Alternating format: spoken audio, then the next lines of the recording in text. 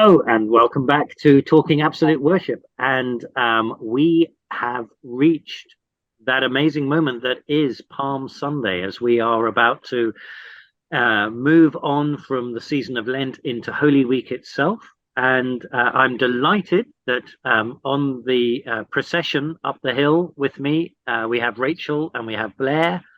And we have just a couple of readings to explore for this particular Talking Absolute Worship. We're in the Psalms and we're in the Gospel of Matthew. And we're going to reflect together on how these texts might weave themselves into a sermon.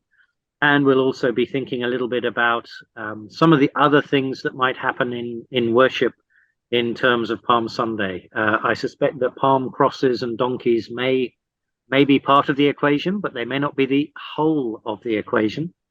So with that, by way of introduction, Blair, on Palm Sunday, where does your mind go with these readings? Good morning. Thank you. Yes, I wanted to speak mostly about the reading from Matthew, partly because I don't have a lot to say about the reading from the Psalms. The reading, I will come to it. Okay. It doesn't immediately sort of spring to mind to me as a reading that hooks up well with Palm Sunday, to tell you the truth. And although there are verses within it which are very much part of the liturgy of the church, Yeah. And wonderful verses. But anyway, I wanted to start with the reading from Matthew, chapter 21, verses 1 to 11. Matthew's version of the triumphal entry.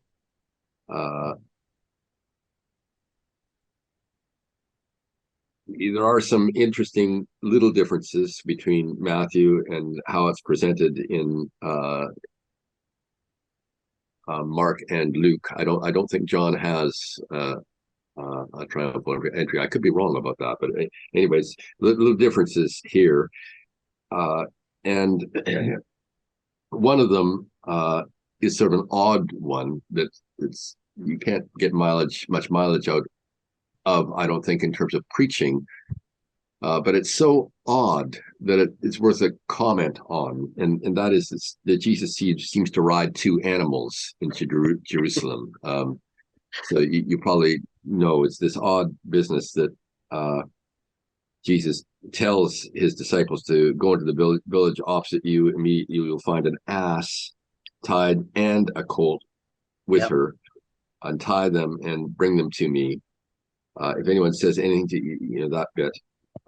So this took place to fulfill what was spoken by the prophet, and he quotes Zechariah here, Zechariah 9. Tell the daughter of Zion, behold, your king is coming to you, humble and mounted on an ass, and on a colt, the foal of an ass. And if you look back to Zechariah itself, both in the RSV and in the NIV, you don't have the word "and." So I'm just not sure about the Hebrew. Maybe one of you will be able to say a bit more about that.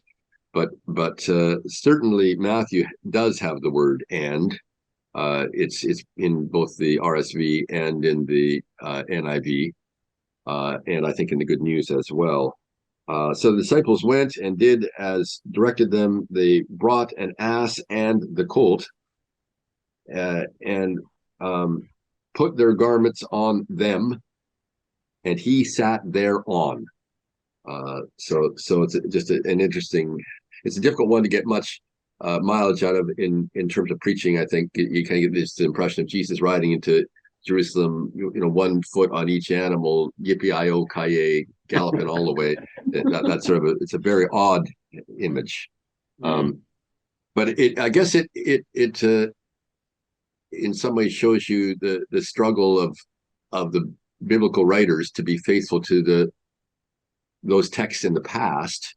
Matthew trying to be faithful to Zechariah here, I guess, to some extent, in terms of how he read that passage, and trying to be true to what his understanding of it was. So he leaves it vague. he's ambiguous. He doesn't say literally that Jesus is riding two animals, but it's sort of suggested that he is. He sat there on. The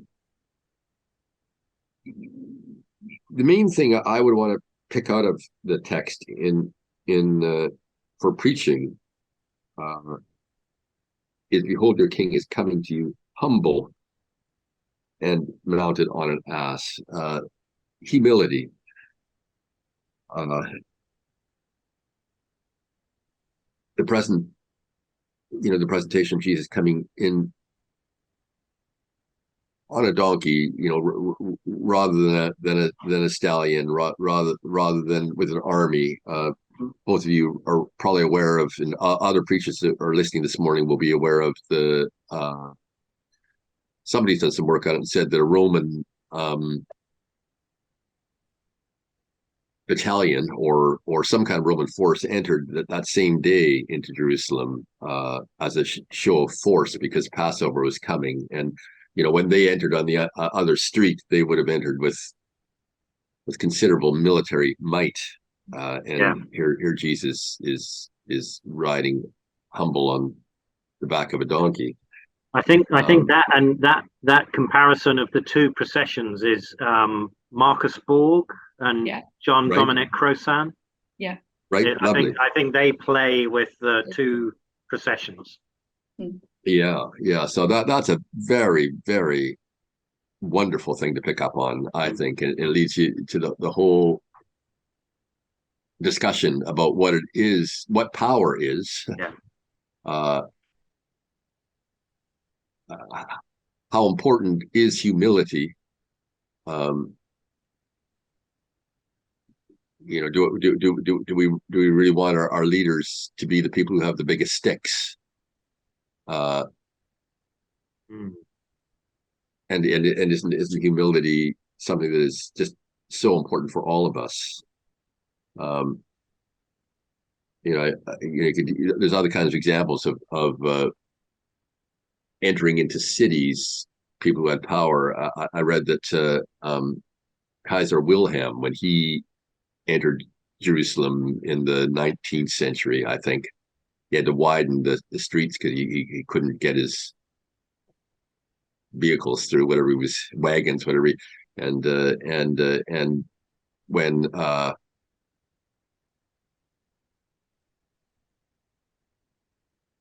Hitler entered Paris in June of 1940, it was with all kinds of military hardware to make the impression, let the people know who was really in charge.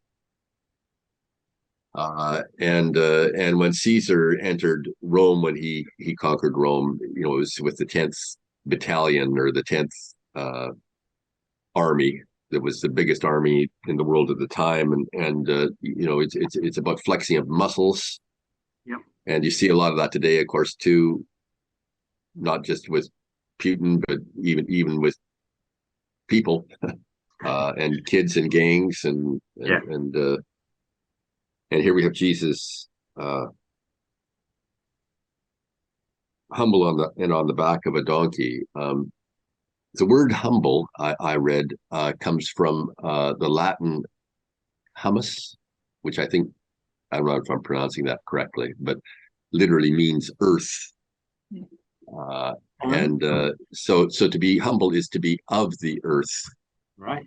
Is to have your feet firmly on the ground, as it were, because you are made of that which is of the ground, and that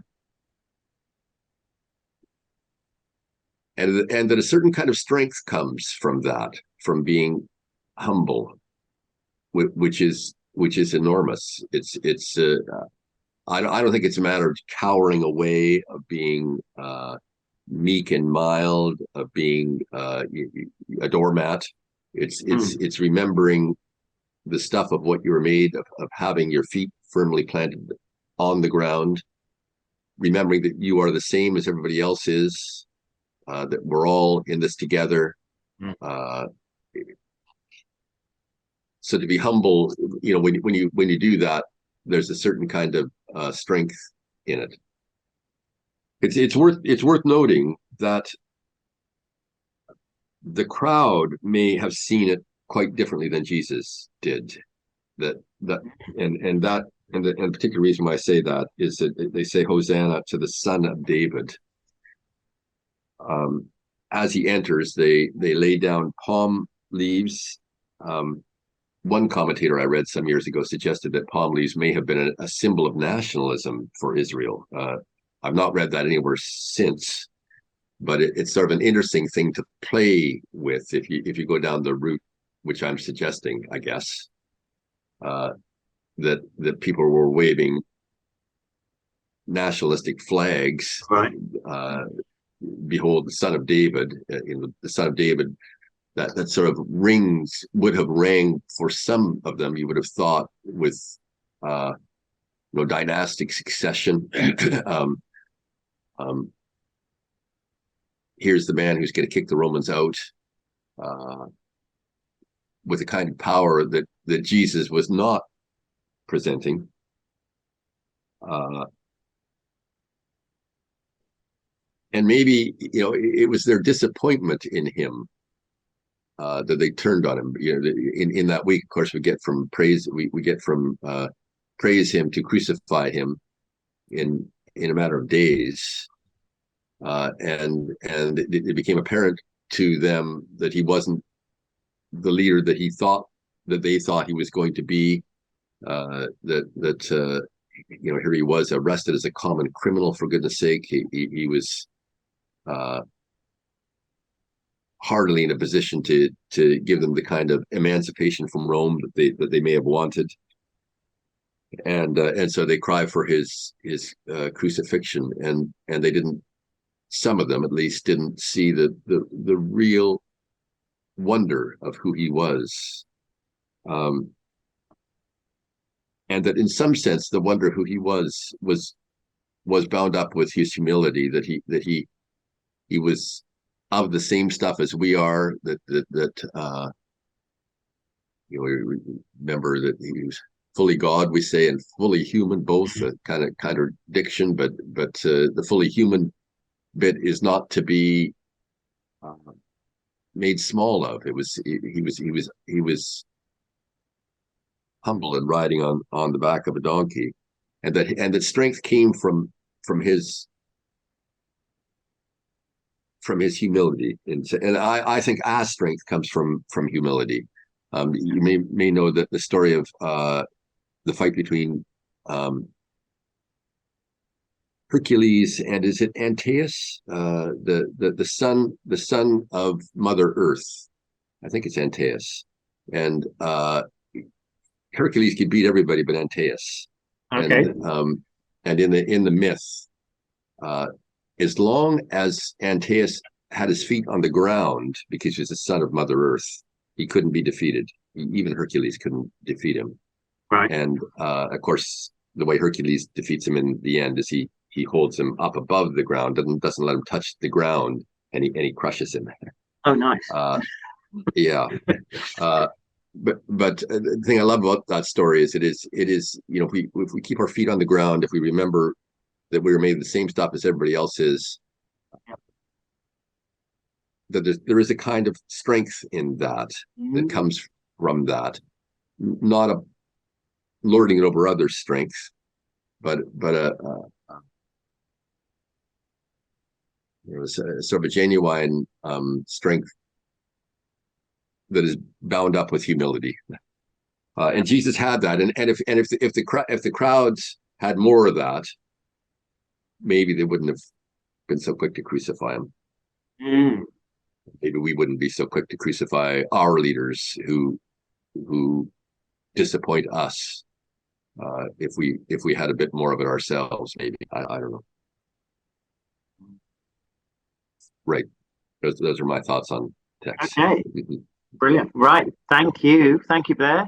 Well, Rachel, do you want to continue on with Matthew, or are you going to take us psalmwards? I've got a bit to say about both, but I'm not quite sure necessarily. I mean, maybe as I speak, they might weave together better. I just made some thoughts about both. Absolutely. Because I do struggle with Palm Sunday, and it seems to come around so quickly every year. And every year I think, oh no, it's Palm Sunday again. And there's all that tension that we all know between this kind of sense of celebration, but also knowing, as Blair has already said, that the crowd turn. It's only a few, short days. So there's a lot of sort of tension and contrast really that we hold as we prepare to lead worship, because there's nothing worse, I think, than the kind of jamboree that's all, Palm Sunday, isn't this wonderful? Let's rattle some tambourines and sort of stomp around and whatnot. So anyway, so I was thinking, well, where to begin? And I actually was struck by verse 10 of Matthew. When he entered Jerusalem, the whole city was in turmoil. And I was thinking that actually I might focus on the city this Sunday, because the city, if you like, is invited to respond to Jesus. So maybe we can look at how we might relate to that city and think about our response. So we've got this sense of movement to Jerusalem that sort of has begun earlier than this, but obviously they're getting near to Jerusalem now. And so we know they're going to Jerusalem, which is a city, but it's not just any old city, it's the holy city. So there's a whole lot of kind of history and expectation all wrapped up in the very idea of Jerusalem. And for a lot of people, there's still a lot wrapped up expectation wise in Jerusalem. There's also so much tension around Jerusalem. So Jerusalem is still kind of highly flammable, if you like, as a kind of, as a location. So got this movement to Jerusalem, and we know that God has made great promises about Jerusalem, and we only need to look back probably over the last number of weeks at Old Testament readings that have, predicted a restoration of sorts of Israel, if not explicitly Jerusalem, but that's all kind of wrapped up together. But here in verse 10, the whole city is in turmoil. And I read that the Greek verb that we've got translated as being in turmoil here is usually a verb that's used to describe storms and earthquakes and violent shakings of the earth and other apocalyptic events that accompany momentous happenings. So I thought that was an interesting choice of words, because we just a city in turmoil, not quite sure what that means. But if you think of it, a city that's kind of in the grip of some violent and earth-shaking event, it kind of gives it a whole lot more significance. So the city is kind of trembling and it's coming face to face with its Messiah. And then the city says, who is this? The city was in turmoil, asking, who is this? And the crowds then answer. So it's interesting, there's a difference between the city and the crowds. But the crowds then answer that it's the prophet Jesus from Nazareth. So I've got the sense that Jerusalem is the kind of city that is coming face to face with its Messiah, and it's got a decision to make. And the question is, what will it do with a Messiah who is bringing peace? How will it respond? And I think we're apprehensive because we know, because we've read, we've skipped to the end of the story, if you like. We know that Jerusalem is going to be a place of rejection and suffering and death for Jesus. So we read Palm Sunday, through that lens. But actually, in this very moment, if we were there at that very moment, it's a bit like Schrodinger's cat. Jerusalem has the opportunity at that moment to decide either way. Right. And it could decide to respond positively and to embrace this peaceful Messiah, or it could not. And obviously we know that it chooses not. But I just felt that it's quite interesting that we're kind of on this, just right on the edge of it. And it's, you know, what's your decision going to be on this day?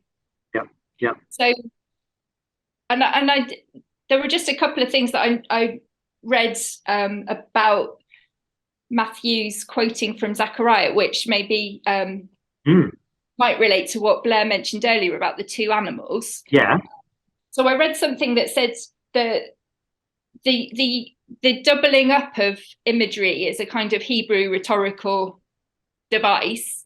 So when Zechariah is talking about the colts and the foal, you've got the donkey and on a colt the foal of a donkey, that doesn't really, for the Hebrew listener, it would have just been an emphasis on the donkey. It wouldn't have been, oh, there were two.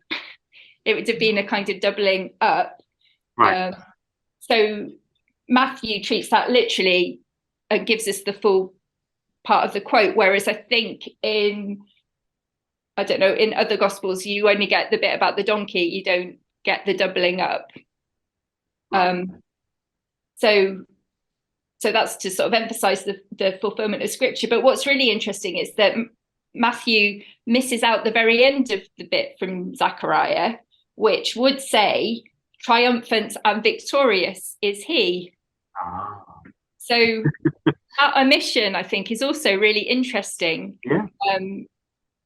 On the theme of humility. So we've got humble and mounted on a donkey, but it could go on to say triumphant and victorious is he, we don't get that from Matthew. And then what happens in the days ahead, I think, really gives us an image or a definition, perhaps, of humility. And maybe a sense that humility lies in trusting in God, relying on God,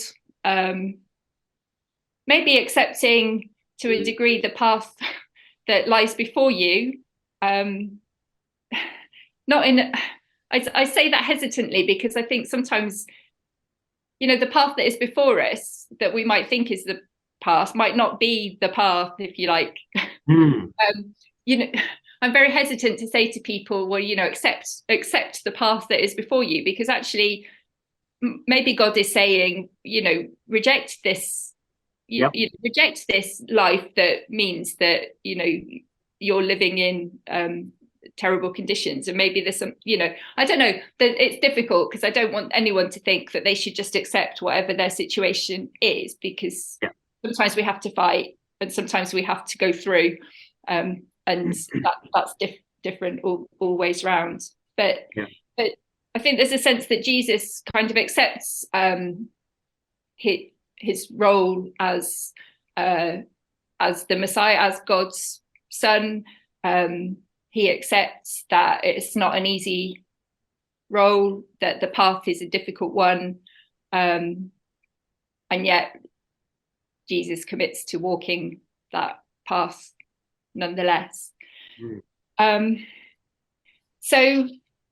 kind of then heading into the psalm, we've got this idea of pilgrimage to a holy place going on, which then maybe, you know, we can think about, obviously Jesus is walking a literal path, but also we broaden that and we know that Jesus is also metaphorically walking a more difficult path. And I think the idea of pilgrimage is really interesting because, and particularly when we read the psalm, we might be tempted to think that it's, you know, it's all wonderful and marvelous, but and maybe that part of the pilgrimage is, but pilgrimage is actually a really difficult thing. And however you undertake it, it's not an easy journey, and it changes you physically, and it changes you spiritually and mentally and emotionally. There's a whole lot of stuff we did when I was on my sabbatical 4 or 5 years ago. We walked the Camino de Santiago. Right. So 500 miles of that, and most of it was really difficult. Yes. And even actually walking into Santiago was really difficult, because it felt like, I think I was ready for it to end, but I wasn't quite ready for it to end. And in some ways there was a bit of an anticlimax about the whole thing, and all my kind of expectations about how I might feel at the very end, as I entered that city. None of those things were as I'd imagined. So I think pilgrimage is an interesting concept, and maybe there's something that could be explored a bit through there. That's a very rich, and it's interesting, isn't it? The whole sense of what does it mean to do the traveling, and then what does it mean to arrive at the destination? Yeah. That would be a fascinating thread, kind of connecting these texts, wouldn't it? But also then, as you've just done, connecting it into our own experiences of significant journeys. And just about and what response are we going to make to Jesus? Again, we're invited. Every day we're invited to respond, but particularly on occasions like Palm Sunday, when we're confronted with that very kind of hanging in the balance-ness of what response is Jerusalem going to make. I think that's a great opportunity for us to think about what response we're going to make, and how is it going to be a meaningful response, and how is it going to be a life-changing response, and hopefully a life-giving response. Yes. So absolutely.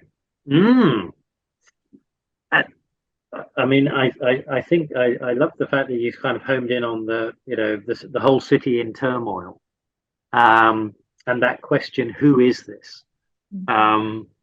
Which is kind of interesting, isn't it? Because I think it's in Mark's gospel, that we first encounter that moment where Jesus says to the disciples, "Who do they say that I am?" And then he pushes, and who do you say that I am? And of course, Peter gives his confession, and then promptly blows it by saying, well, obviously you are the Messiah, but you're not meant to suffer. And that sense of in the psalm, and in the quote in Matthew, blessed is the one who comes in the name of the Lord. So there is this fascinating interplay between knowing and not knowing, but between naming who Jesus is and kind of not quite knowing who Jesus is. And as you were talking, both of you, I was thinking of the number of times that I suspect we've had conversations, and it's kind of the classic trope of secular society, that sense of, well, Jesus is a fascinating historical figure, and he's a great teacher of morality, and I can really get into that, and I find him really interesting, but I don't need the Son of God stuff. I can, and when Jesus says, love your neighbor and so on, I can really home in on that. I don't need the first bit about loving God, and it is interesting that I guess our culture kind of dangles or kind of bounces between the, oh, we know who this is, and the, who is he? And it's interesting to think of, here's the church then on Palm Sunday trying to say, well, we know who he is. and yeah, that does beg then in the sermon. I mean, I liked your comment too about the fact that here we are again. I mean, I guess one of the things about Palm Sunday is it's like all the big moments, isn't it? It's like Christmas Day, it's like Easter Sunday, it's like Pentecost. It's another moment that comes to us every year. And what does it mean for it to have come this year? And where are we at? Yeah, interesting. One of the things that I found helpful in one of the commentaries I was looking at, which was a reflection on the Matthew text. A commentator who was just reflecting on all the hymns that we tend to sing, all the hymnody around Palm Sunday, and I mean, from "We Have a King Who Rides a Donkey" upwards or downwards, depending on where you are in the liturgical scale. But a hymn writer I confess I've never come across, an American Lutheran, I think, named Dolores Duffner, and she has written a hymn, and it opens with this verse: "O Christ, what can it mean for us to claim you as our King? What royal face have you revealed, whose praise the church would sing? Aspiring not to glory's height, to power, wealth, and fame, you walked a different, lowly way, another's will your aim." And I just thought that rather beautifully, kind of, as you were talking about the humility of it, and how do we handle, because I mean, we talk about the triumphal entry, don't we? I mean, that's the language we use on Palm Sunday. This is a text of the triumphal entry, but then you have the humility, and Blair, you've got the war horse procession, and you've got well, indeed, my in the RSV it is entitled "The Triumphal Entry." Yeah, that's and I think that's Bible. It is a triumph, but it's an ambiguous triumph, and I guess, as you've both picked up on, it's also tricky, isn't it? Because we know where the story's going to go. Yeah. And it's going to go into Holy Week, and it's going to, the next time we're on, I mean, our next Sunday is Easter.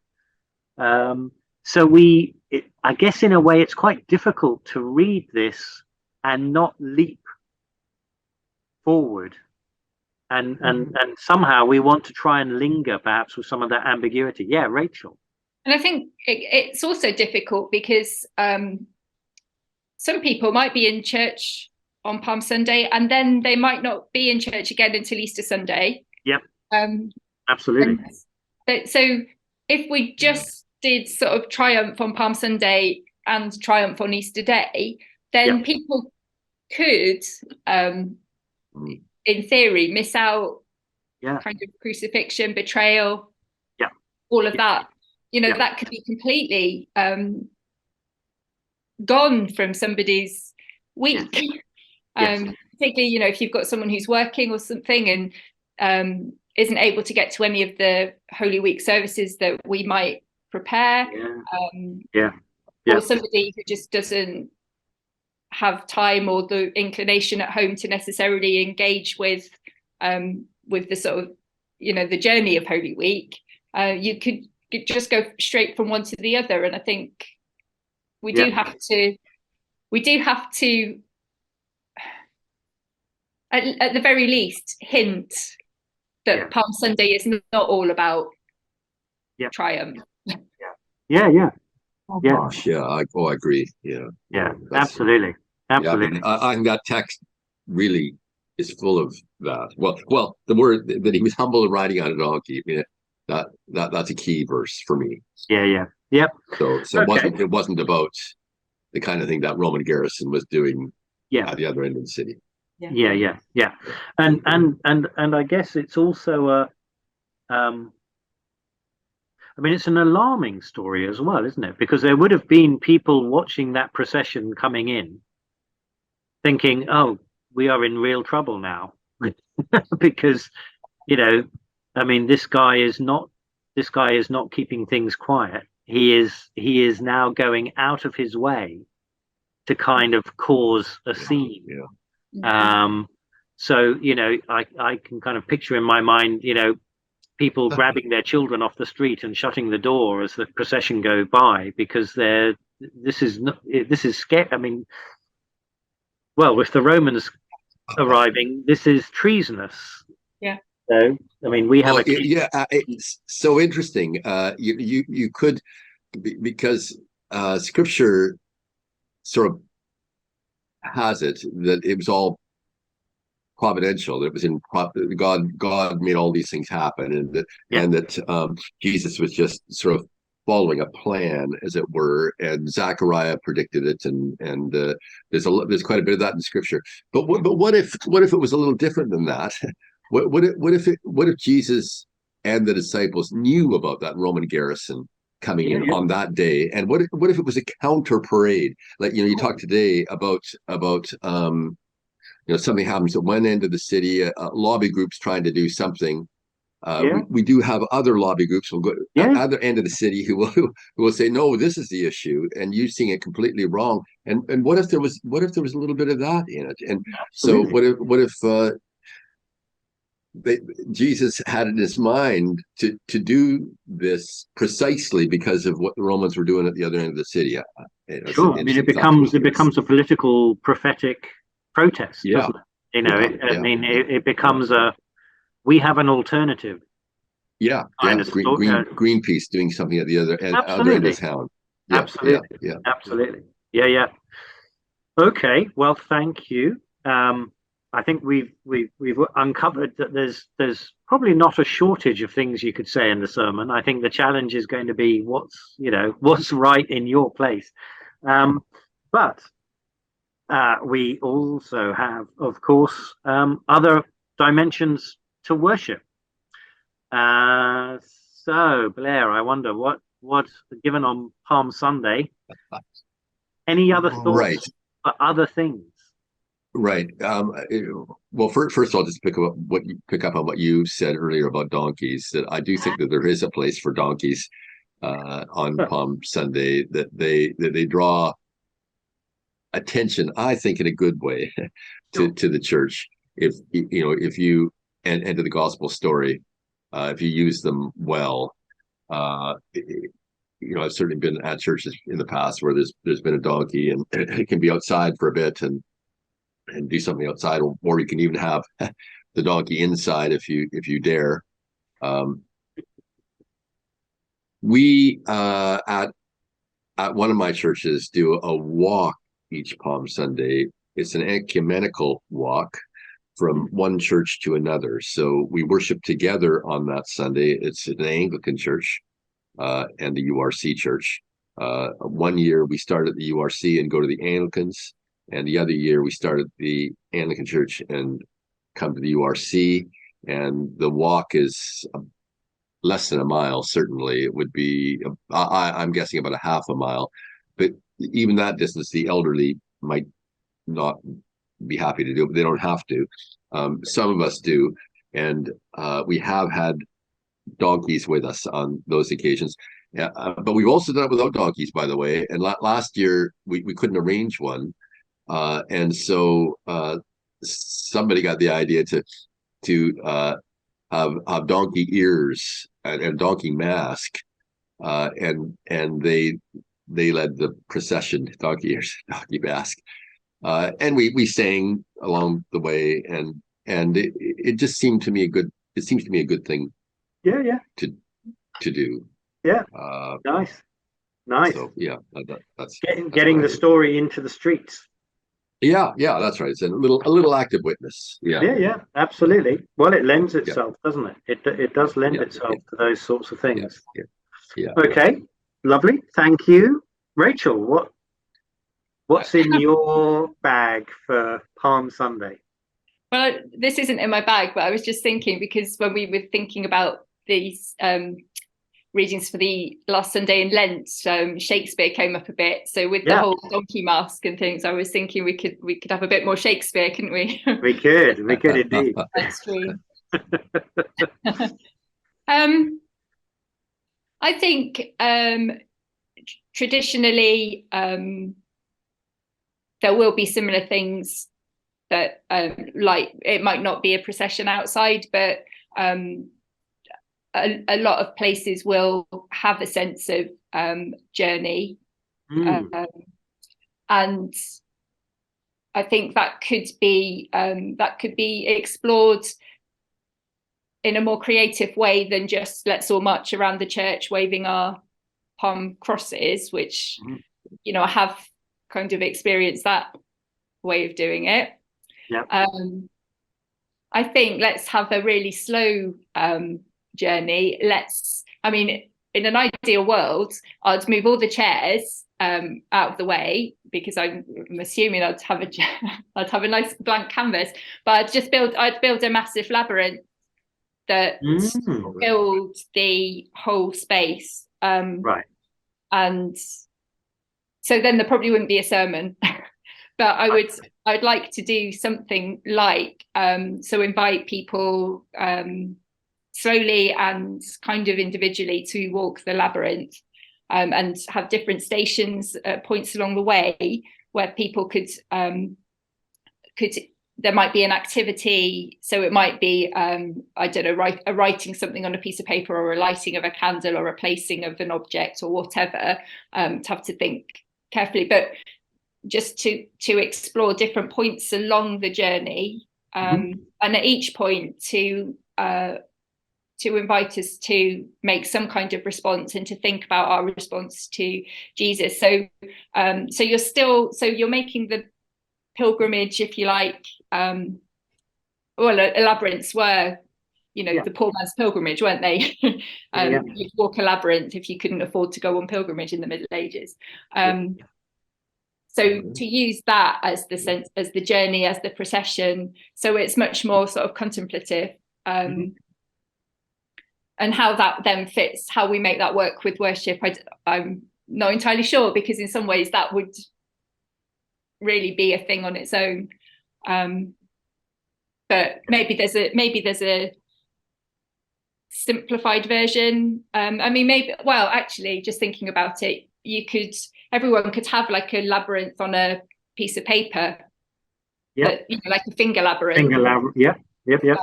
And so maybe there'd be an opportunity to do the labyrinth kind of thing on a smaller scale. I think if you had the room and the right kind of congregation, then there's a lot you could do with a real big labyrinth. But I think maybe a finger labyrinth would work. I'd just like to be kind of dialing down the mood. I think. And in terms of music, I really do struggle to choose hymns on Palm Sunday, because some of them are dreadful, really. But the one that I think speaks most powerfully to me is Ride On in Majesty, because you do get the line then towards the end, in lowly pomp ride on to die. And I feel like that strikes a really kind of, that's a really dramatic moment in that hymn.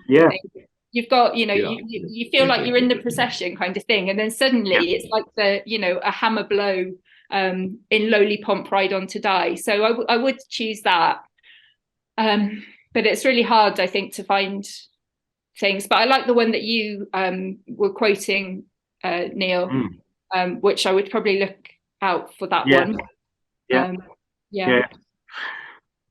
Thank you.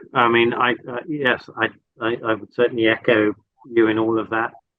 I think I suppose one of the things that I was playing around with was something that you've touched on already, which is perhaps one of the challenges of Palm Sunday in terms of what else is happening in the worship, is precisely this thing that while some folk in the congregation may well regather for Maundy Thursday and Good Friday, and may even do something on Easter Saturday, many may not be back, as it were, until Easter Sunday. And so I suppose one of the things that I was contemplating was how can the Palm Sunday service lead people onwards into Holy Week. And so inevitably that made me think about both things that happen in the service, but things that people can take away. And I love your idea of maybe a finger labyrinth on a sheet would be a wonderful example of that. It made me think of a couple of other things. Three possibilities, I suppose. I think it's difficult for us to enter into this in quite the way that Matthew's first listeners would have entered into it, because for most of us, Passover is not something we're overly familiar with. I mean, we may have experienced it, we may have read about it, we may have Jewish friends who have shared it with us. So it made me wonder what might be a contemporary way of helping a congregation kind of enter into the sense of the occasion. And it made me think a little bit about, well, there are big moments where we buy a ticket in advance of, like, a concert or a performance or a big football occasion or a big national event or whatever. And some of us, of course, will have had the experience of, getting our tickets to go to the 50th anniversary service of the United Reformed Church, which was meant to happen and didn't happen in 2022 because there was a rail strike on the day it was meant to happen. And we're all looking forward, of course, to coming to Methodist Central Hall to do it later in this year. So it made me think about tickets. And so one thought I had was, maybe what we could do for Palm Sunday is actually give everybody a book of tickets. And, each ticket is for one day in Holy Week. And, you maybe have a suitable biblical passage on the ticket. You maybe invite people to do something, a particular way of praying. It might be a way of inviting people to use a quiet time or perhaps go on a prayer walk or whatever. So that was one thought I had, that everyone, you could give that out if you're a church that's used to giving out palm crosses, as many of our churches do. Maybe you also say, well, okay, we've got the palm cross, but here's something else. The other things then I thought about were maps, because of course the procession into Jerusalem, one of the things we get in the Matthew text is that Jesus is prepared for it. The colt, the donkey, the foal, they are ready. So that suggests us that Jesus knows the route he's going to take. And if you had a street map of Jerusalem, or at least in his mind, he's kind of, well, we're going to go up there and we're going to go through that gate and then we'll go here and there, because he would have been familiar with going to Jerusalem, not least for Passover. So what about getting a map of your neighborhood where your church is, a street map? Many street maps are available, not least online, and printing that off and giving it to the congregation, and perhaps inviting people in Holy Week. Why don't you deliberately walk around the neighborhood or drive around the neighborhood, or if you're not able to get out, sit at home with the map and picture the neighborhood and pray for the streets? Because I suspect that one of the things that's going on is that Jesus, of course, is praying for Jerusalem, and he knows what lies ahead. And we get elsewhere in the Gospels, don't we? We get him weeping over Jerusalem because he knows that they won't in the end welcome him. And then the final one, if you didn't want to do that sort of thing, I started thinking about manifestos. political parties produce a manifesto in order to get us to vote for them, and then we all get very annoyed when it turns out that they won't actually deliver half the things that they promised that they would deliver.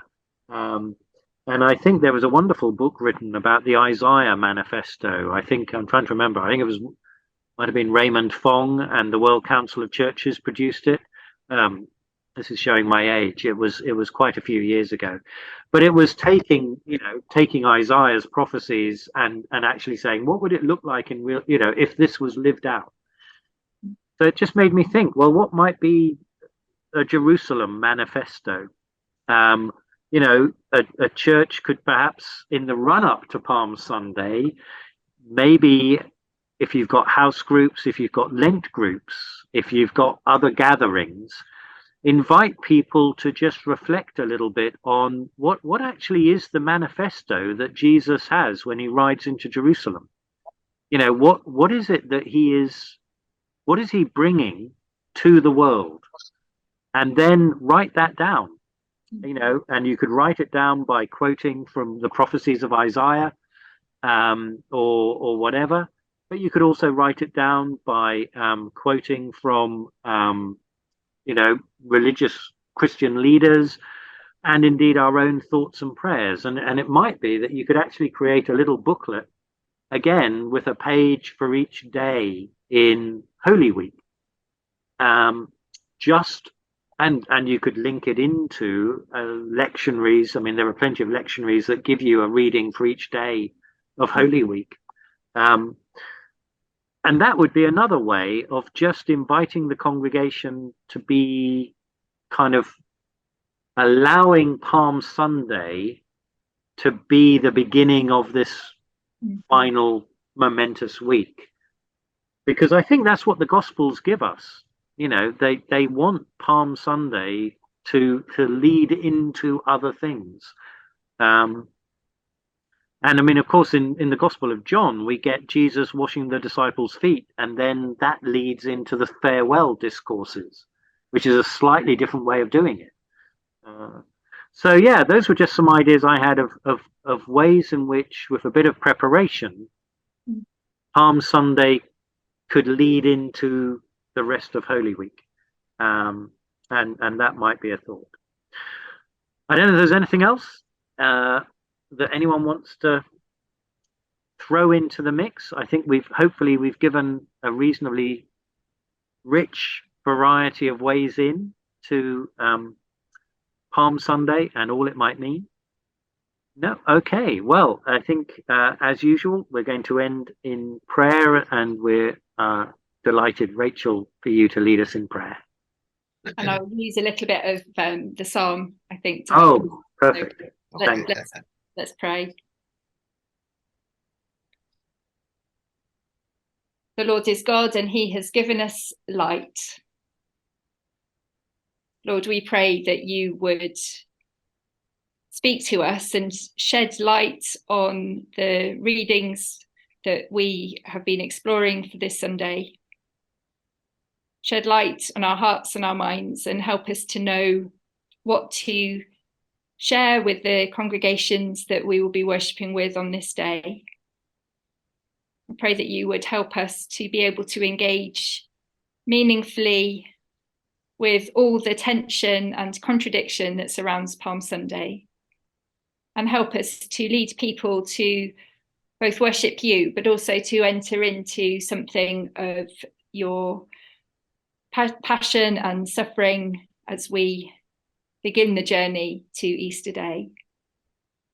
And help us to remember that you are our God. We will give thanks to you. You are our God. We will praise you. Oh, give thanks to the Lord, for he is good, and his steadfast love endures forever. Amen. Amen.